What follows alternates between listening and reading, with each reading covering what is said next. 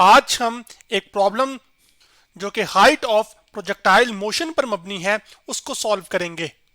तो प्रॉब्लम हमारा ये कहता है कि under what condition two projectiles launched at different angle and different velocities achieve same height. इस प्रॉब्लम की स्टेटमेंट को मैं आपको एक एनिमेशन से समझाता हूं।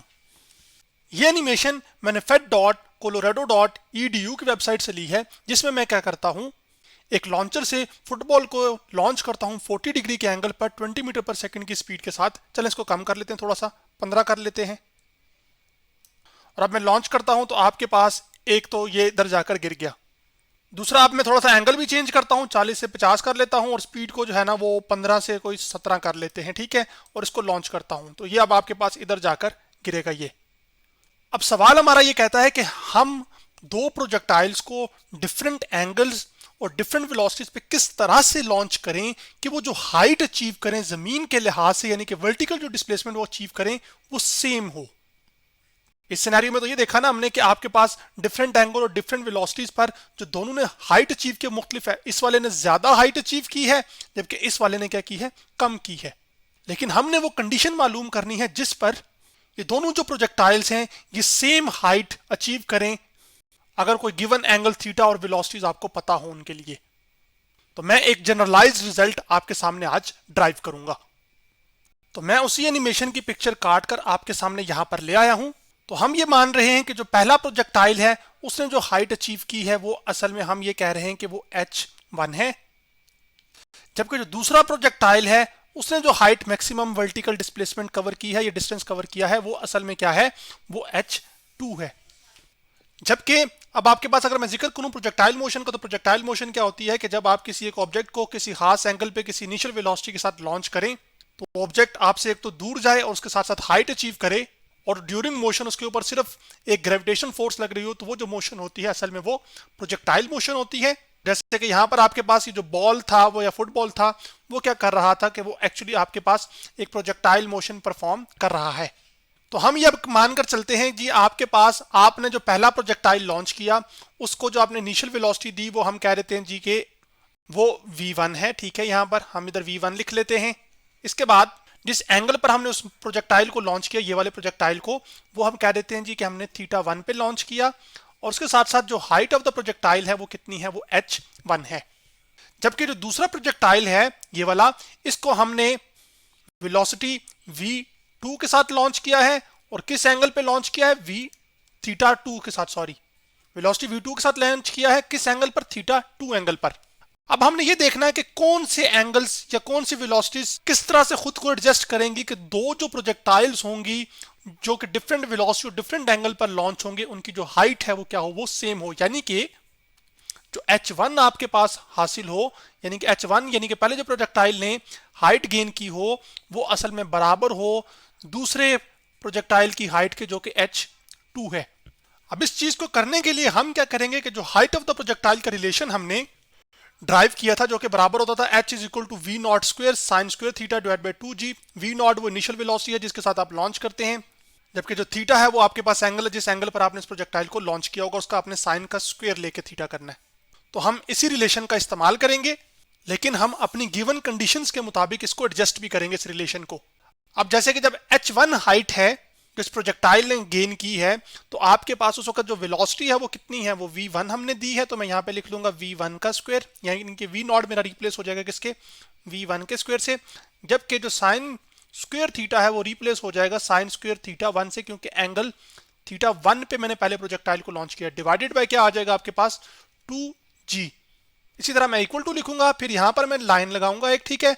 और h2 क्या है कि आपके पास height gained by second projectile, जो कि इक्वल होना चाहिए पहले प्रोजेक्टाइल की हाइट के। तो अब आपने जो सेकंड प्रोजेक्टाइल है उसको किस वेलोसिटी के साथ लॉन्च किया है, v2 के साथ। तो यहां पर आ जाएगा v2 का स्क्वायर, और किस एंगल पे लॉन्च किया है, θ2 पे। तो आपके पास यहां पर एंगल आ जाएगा साइन स्क्वायर और θ2 डिवाइड बाय क्या आ जाएगा, 2g। अब यहां पर ये हो रहा है कि आपके पास 2g का फैक्टर स्किड-वीएन में भी मौजूद है और स्किड-वीएन में भी मौजूद है, तो ये दोनों फैक्टर एक दूसरे से क्या हो जाएंगे, कैंसिल आउट। तो आपके पास बच जाएगा v1 का स्क्वायर, ठीक है, फिर साइन स्क्वायर θ1 जो कि बराबर आ जाएगा आपके पास v2 का स्क्वायर और साइन स्क्वायर अब इसको हम थोड़ा सिंप्लीफाई करके लिख सकते हैं कि इसको हम यूं लिख सकते हैं कि v1 साइन थीटा 1 का स्क्वायर, यानी कि स्क्वायर जो है वो मैंने दोनों साइड की होल पे ले लिया इस तरह से, ठीक है। और इसी तरह यहाँ पर भी मैं सेम इसी तरह करूंगा, मैं लिख लूंगा v2 और साइन स्क्वायर थीटा 2 आ जाएगा मेरे पास, साइन थीटा 2 आ जाएगा, और साथ आपके पास यहाँ पर क्या आ जाएगा, होल स्क्वायर। अब दोनों तरफ स्क्वायर खत्म करने के लिए मुझे क्या लेना पड़ेगा, स्क्वायर रूट।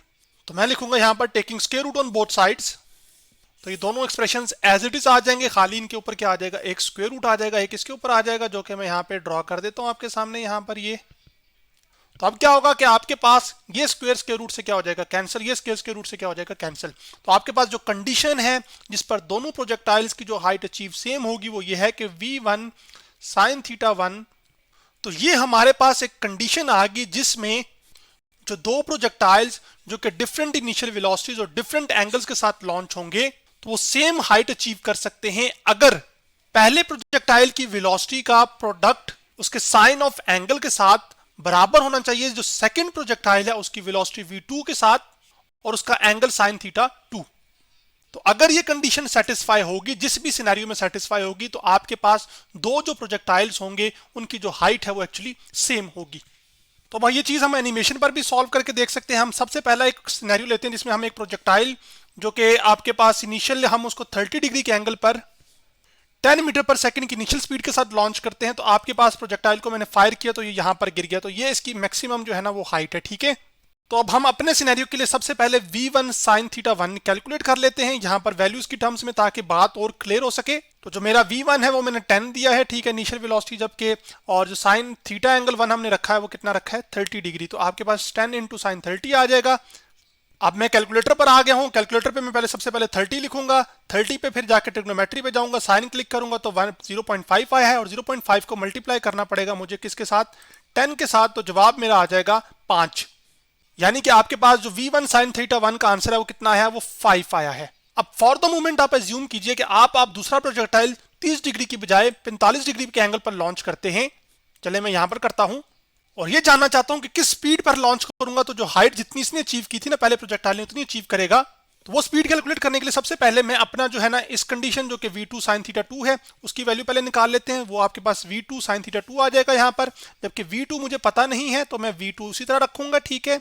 जबकि जो sin थीटा 2 है आपके पास वो sin 45 है एक्चुअली, क्योंकि सेकंड प्रोजेक्टाइल में 45 डिग्री के एंगल पर लॉन्च करना चाह रहा हूं तो मैं sin 45 लिखूंगा यहाँ पर, और आपके पास आ जाएगा यहाँ पर और v2 आ जाएगा, और sin 45 का मैं आंसर आपकी आंखों के सामने कैलकुलेटर पे कर देता हूं। मैं यहाँ पे लिखूंगा 45, फिर ट्रिग्नोमेट्री पे जाऊंगा, साइन करूंगा तो 0.707 आ गया। तो मैं यहाँ पर लिख दूंगा 0.707। अब चूंकि मैं दोनों प्रोजेक्टाइल्स की सेम हाइट चाहता था, लेकिन अब मुझे v2 नहीं पता, तो मैं क्या करूंगा कि इसी एक्सप्रेशन के अंदर ये तीनों वैल्यूज पुट करूंगा। v1 sin थीटा 1 की जगह मैं पुट करूंगा 5, तो मैं यहां पे लिखूंगा equal to, left hand side पे मेरे पास क्या आ जाएगा 5, जबकि राइट हैंड साइड पे v2 sin थीटा 2 की वैल्यू आ जाएगी जो कि असल में है v2.707। फिर v2 निकालने के लिए मुझे क्या करना पड़ेगा, ये 0.707 जो मल्टीप्लाई उधर जाके क्या हो जाएगा डिवाइड, तो जो v2 है आपके पास वो आ जाएगा 5 डिवाइडेड बाय 0.707।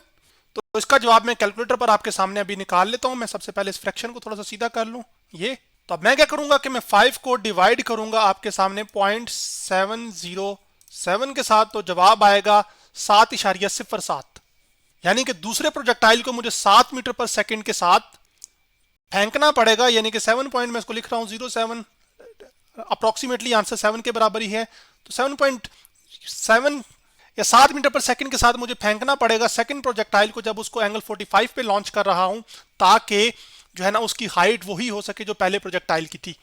तो अब मैंने एनिमेशन पर 7 मीटर पर सेकंड सेट कर दिया है, ठीक है, और एंगल 45 ही रखा हुआ है, और अब लॉन्च करता हूं तो आपके सामने ये प्रोजेक्टाइल इधर गिरा है। तो अब आप ये देखें कि इसकी ये हाइट और इसकी ये जो हाइट है ये अब सेम ही है, ठीक है। तो यूं मैंने जो कंडीशन आपको बताई थी वो वेरीफाई हो जाती है एक्सपेरिमेंटली आपके सामने। तो आज हमने एक प्रॉब्लम जो कि हाइट ऑफ प्रोजेक्टाइल मोशन पर मबनी था उसको सॉल्व किया।